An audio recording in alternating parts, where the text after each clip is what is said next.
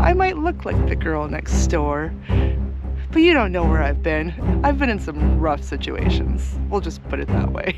Imagine my surprise when we just happened to be in one of the most dangerous cities in the United States. Hey friends, I am Paige and I travel full-time with my husband Justin and our cat Ratface in our moving castle, our RV, Calcifer. What do you think you're doing?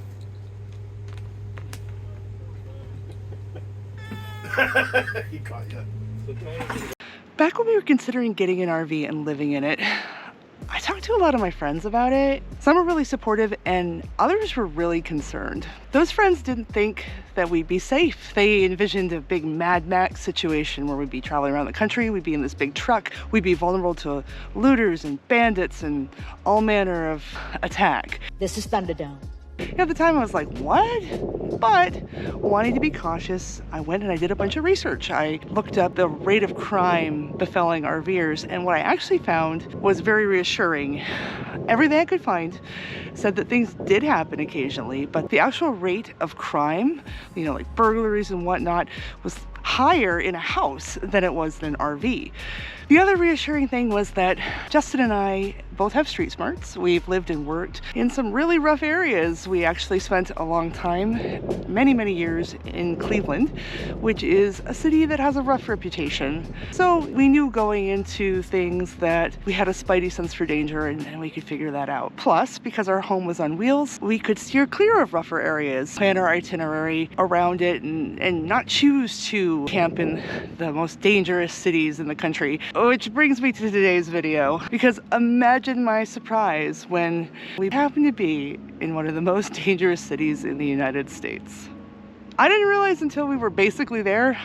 Essentially, I was kind of a bored passenger. Justin was driving and I was absent-mindedly researching the area like I do, seeing if there's anything interesting to do while we were in the area, which was only going to be about a week, and we were going to be working and meeting up with some friends, so we didn't have a ton of time to kill, but just enough that I was like, well, if there's anything interesting, we'll do it. So I, plug in the name of the city and boom, a bunch of articles came up saying that it had been named one of the most dangerous cities in the United States. I was like, oh, okay, well then. My first reaction wasn't fear, but confusion, because the campground we picked had really good reviews. Otherwise, we wouldn't have booked the stay. We're pretty picky when it comes to RV parks. So I did a little follow-up research because I was like, that seems really strange. So I was like, okay, well, I'll find the full list. I'll find the top 10 most dangerous cities in the US. And the one we were going to was number 8, Shreveport, Louisiana. But right above it, number 7, was a very familiar city, Cleveland, Ohio, which, like I said, we lived in for a long time. And back when we lived in Cleveland, there are all kinds of little things that happened. We actually lived in a fairly good neighborhood. We had a cop that was a neighbor. We lived right down the street from an elementary school, a nice suburb. Our neighbors were all really chill. And our neighbor, who was a plumber, had his tools stolen out of the front of his truck. We had a good friend who had the wheels stolen off her car, not the tires, like the whole wheels and everything attaching them, which was a very expensive repair. I knew other people in the Cleveland suburbs who had drunks just wander into their houses and pass out on their couches. You just come home into your living room and there's a drunk passed out on your couch. So we'd had our share of spicy adventures, even in the nice parts of Cleveland, even in a house, even doing the whole suburban thing you're supposed to do, right? So I was ready for a little adventure and I felt prepared, let's say. I might look like the girl next door, but you don't know where I've been. And I remembered from my time in Cleveland that things can change drastically from street to street. So I pulled up the crime maps. I was like, okay, well, I'm probably not in like the rough area of town. It's probably one of the green zones, but the crime maps, they run from red, orange, yellow, green. So I just pulled up the exact street location we were gonna be staying at the Shreveport KOA. And lo and behold, it wasn't red, but it sure wasn't green. We were staying in an orange zone. So it was gonna be a little dicey, and our home for the week. So how was it? Were we misled by the positive reviews? Did we feel unsafe? Well, let's have a look around. So here's our site. We actually have our Jeep parked in front. Even though it was a pull-through site, that concrete pad there wasn't configured quite how we needed it to be. There's this patio though with these chairs. It's attached to the concrete pad. Got a decent amount of lawn, but nothing hugely spacious. You can see the park road is sufficient, but not, huge. And when I took this, we had no neighbor, so you get to see how much space we had on the utility side.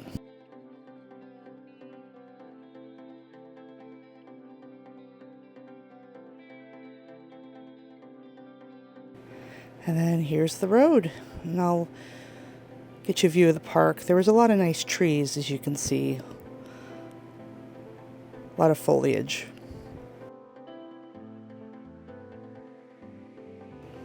Here's one of the 30 amp pads empty. But they're not all super short. I actually went over to the part of the park that's meant for bigger rigs, I believe, and here's an empty 50 amp concrete pad. So you can see just a completely different situation, much easier to park a bus on. And here's another shot of the park down there in the 50 amp area where the larger rigs were. And here's the area where you first check in. They got the pelican statue there, some signs, some flowers. You can see that the sign is actually peeling. It has the night registration information.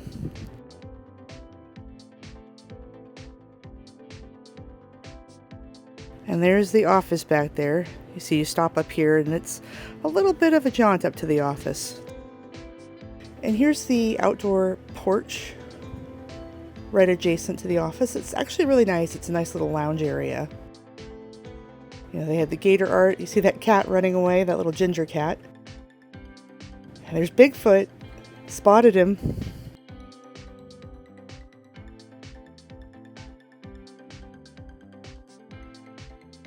Got a gaming table.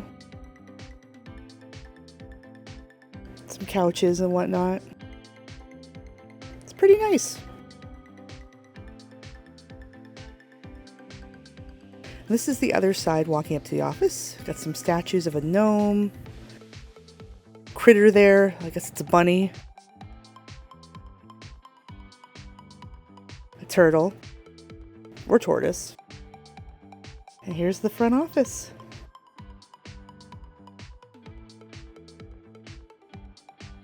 And I apologize for the quality of this clip, but I wanted you to see this is the RV parts store within the office. They've got so many accessories. They've got awning rollers and all manner of stuff. This is definitely a first for me. We've stayed at quite a number of KOAs, as we said in a recent video, and I have never seen one with this wide variety of RV parts and accessories. Yeah, sometimes you'll find that they have the basics for, tank flushes and sewer hoses and whatnot, just the emergency stuff, maybe about what Walmart will have. This is above and beyond. It's actually a really impressive selection.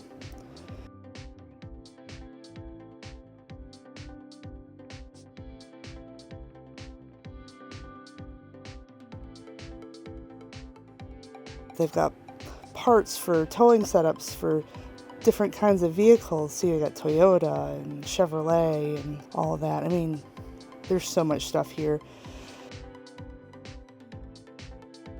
It would have taken a long time to go through their entire selection, but I kind of wanted to give you all the highlights.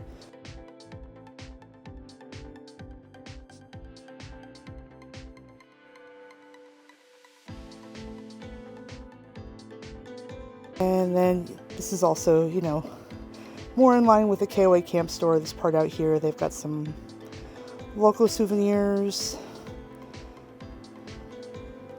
toilet paper, black tank stuff, and then they've got this kind of convenience store area with some grocery supplies.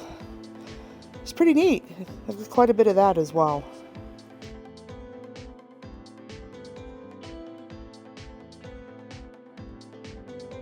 So So this is out back of the office. There's a little outdoor lounge with a grill and this ice machine. And it's right next to the laundry area. And speaking of the laundry room, here it is. It's open 24 hours, like the sign says. And here we are. Those are the dryers. You can see the machines take quarters. Some washers.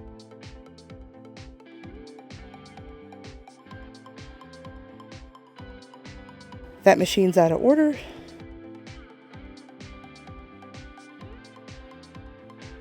But yeah, pretty reasonable size laundry room. You see that patio outside. They got carts and a lot of little decorations in here.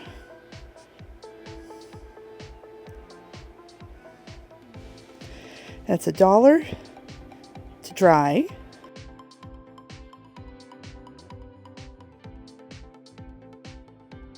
And it's $2 to wash, so the prices are really good. And here's the campground restroom. This is where the showers are located too, if you need that. That's a bathroom. They've got that nice mirror in there. Nothing too fancy or modern, but reasonably clean. Down here are the showers.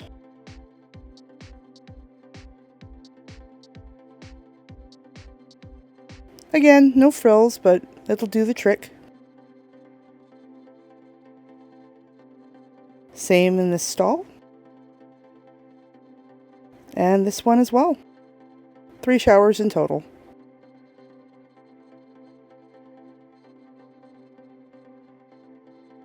So right over by the office, there's this little swing set. You can see it rained recently. And surprisingly, despite this being a KOA journey and not a holiday, this campground actually has a pool. As Justin and I talked about in our KOA video, typically the difference between the journeys and holidays is that the holidays have a pool, but this journey has a pool. Another interesting thing about this KOA was how much camping area they had for tents. Now look at that, somebody's actually over there using it. And they also had some nice cabins.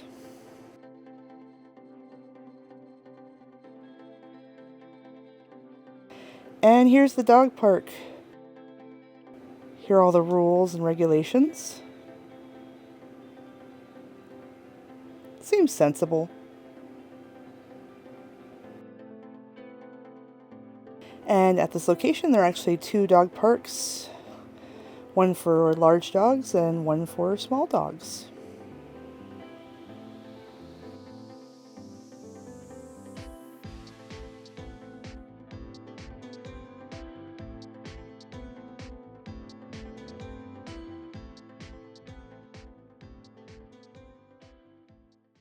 So far it looks pretty safe, right? At least for the humans. Well, the real test comes in whether Ratface felt safe. And I'll just show you some footage of me walking through the park, and you can be the judge as to how safe you felt.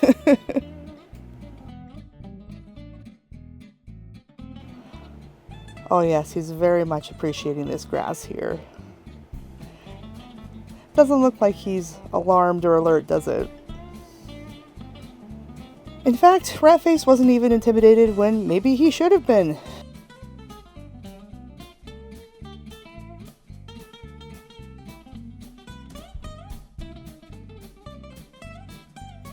As evidenced by this fearsome looking alligator statue, Ratface is completely nonplussed, much more interested in the grass.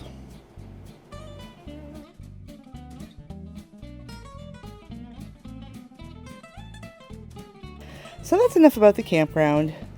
Let's talk about Shreveport and Bossier City. To be honest, we spent most of the week working at our campsite. We did leave a few times to hit Walmart for some supplies, for some groceries, and also to hang out with friends.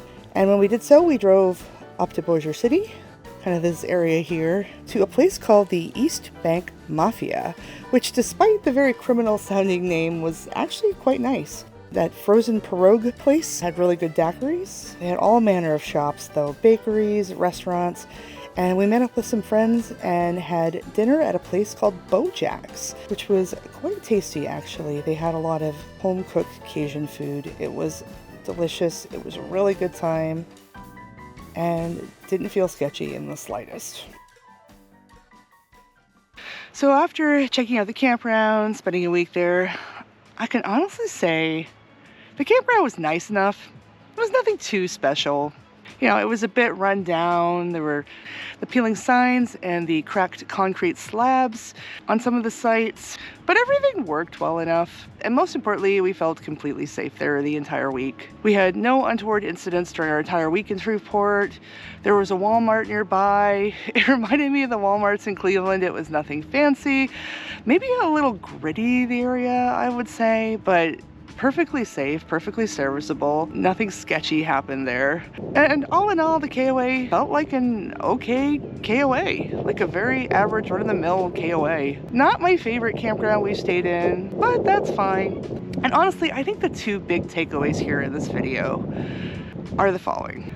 One, KOAs are very consistent. I talked about this in another video Justin and I did about why we think KOAs are good value and a good resource to have while you're on the road. They're not the cheapest show in town, but they're very consistent. You know, we were in kind of a gritty area, so to speak, of Shreveport, but we felt perfectly safe. Everything was fine. We weren't sketched out. And the second thing I'd like to say, and really the most important takeaway, is when you're RVing, use your street smarts and you'll probably be fine. I'm gonna go more into that on specific steps you can take with Justin in a future video, but simple things like just securing your valuables and not walking around oblivious, like paying attention while you're walking around an unfamiliar area, especially at night, they go a long way. And I will say at the end of the day that it was a very reassuring stay because the thing that people had warned me about sort of happened and it was fine.